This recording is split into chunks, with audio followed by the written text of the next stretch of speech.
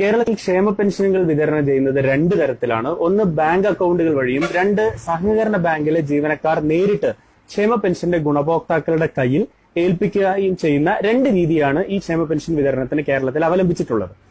2016 May മാസത്തിൽ അധികാരത്തിലെത്തിയ ഈ സർക്കാർ 2018 ഓഗസ്റ്റ് മാസം മുതൽ ക്ഷേമ പെൻഷനുകൾ വിതരണം ചെയ്യുന്നതിന് ഈ തരത്തിൽ വിതരണം ചെയ്യുന്നതിന്, അതായത് സഹകരണ ബാങ്കിലെ ജീവനക്കാർ നേരിട്ട് ഗുണഭോക്താക്കളുടെ ക്ഷേമ പെൻഷൻ ഗുണഭോക്താക്കളുടെ കയ്യിൽ നേരിട്ട് കൊണ്ടുവന്ന് എത്തിക്കുന്നതിനുള്ള ഉത്തരവ് 2016 ഓഗസ്റ്റ് മുതൽ നടപ്പിലാക്കുകയും ചെയ്യുന്നുണ്ട്. ഈ സർക്കാർ വലിയ തരത്തിലുള്ള നേട്ടമായിട്ട് എടുത്തു പറയുന്ന പ്രചരണങ്ങളിൽ ഒന്നാണ് ക്ഷേമ പെൻഷൻ നേരിട്ട് കൈകളിലേക്ക് എന്നുള്ളത്. നമുക്കറിയാം, കേരളത്തിലെ സഹകരണ ബാങ്കുകൾ എന്നുള്ളത് രാഷ്ട്രീയവൽക്കരിക്കപ്പെട്ട ഒരു മേഖലയാണ്. പ്രത്യേകിച്ച് കേരളത്തിലെ സഹകരണ ബാങ്കുകളിൽ ഭൂരിഭാഗം ബാങ്കുകളിലെയും ബോർഡ് CPIM നേതൃത്വത്തിലുള്ള ഡയറക്ടർ ബോർഡാണ് നിലവിലുള്ളത്.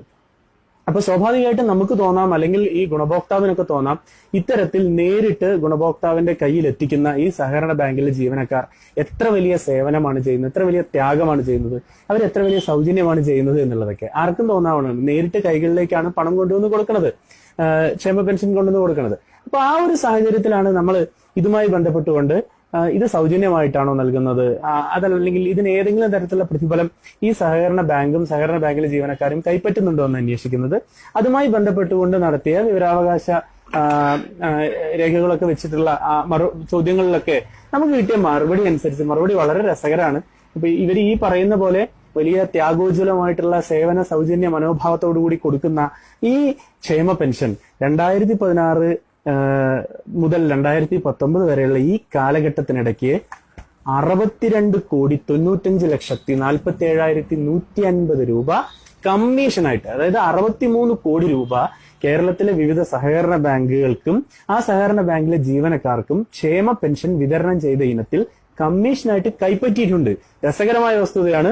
ഈ സംഭവം നോക്കിക്കോളൂ. ഇത് വിവിധ ജില്ലകളിലെ സഹകരണ ബാങ്കുകളിൽ ഉള്ള സഹകരണ ബാങ്കിലെ ആളുകൾക്ക്, ജീവനക്കാർക്ക് നൽകിയിട്ടുള്ള തുകയുടെ കണക്കാണ്. ഓരോ ജില്ലയിലെയും ഇപ്പുറത്ത് കാസർഗോഡ് ഉണ്ട്. അതേപോലെ ഞാൻ ഹൈലൈറ്റ് ചെയ്തിരിക്കുന്ന തുക മൊത്തമായി നൽകിയിട്ടുള്ളതാണ്. അപ്പോ വേറൊന്നല്ല. അപ്പൊ സ്വാഭാവികമായിട്ട് ഇങ്ങനെ കമ്മീഷൻ കൊടുത്തു എന്ന് പറയുമ്പോൾ തിരിച്ച് ചിലപ്പോ പറയാം, നേരത്തെ കൊടുത്തിട്ടുണ്ടായിരുന്നത് മണി ഓർഡർ മുഖാന്തരാണ്, അതായത് പോസ്റ്റ് ഓഫീസുകൾ മുഖാന്തരാണ്. അപ്പോ അവിടെയും കമ്മീഷൻ കൊടുക്കേണ്ടി വരും, അതുപോലെ തന്നെ ഇവിടെയും കമ്മീഷൻ കൊടുക്കുന്നത്. അവിടെയാണ് വ്യത്യാസം. പോസ്റ്റ് ഓഫീസുകളിൽ കൊടുക്കുന്ന കമ്മീഷൻ എന്ന് പറയുന്നത്, പോസ്റ്റ് ഓഫീസുകളിൽ നൽകുന്ന മണി ഓർഡർ നൽകുന്ന കമ്മീഷൻ തുക എന്ന് പറയുന്നത് അത് സർക്കാരിലേക്കുള്ളതാണ്. പക്ഷെ ഇവിടെ ഇത് കൊടുക്കുന്നത് കൃത്യമായ രാഷ്ട്രീയ കാഴ്ചപ്പാടുള്ള ഒരു ഡയറക്ടർ ബോർഡ്